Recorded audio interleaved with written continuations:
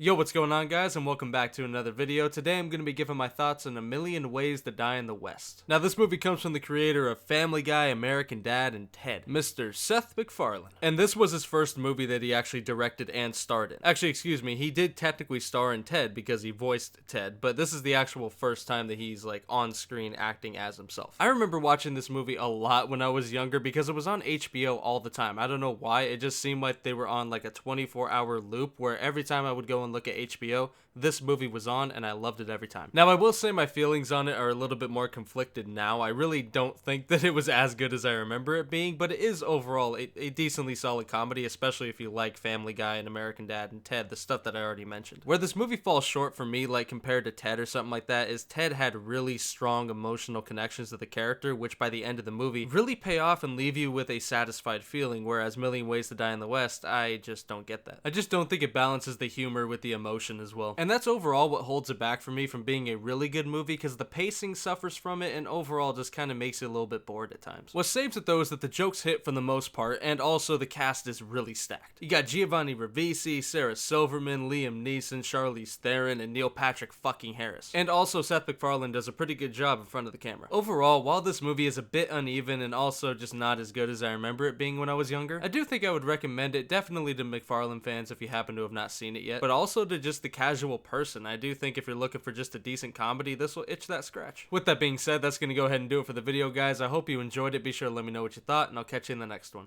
Peace.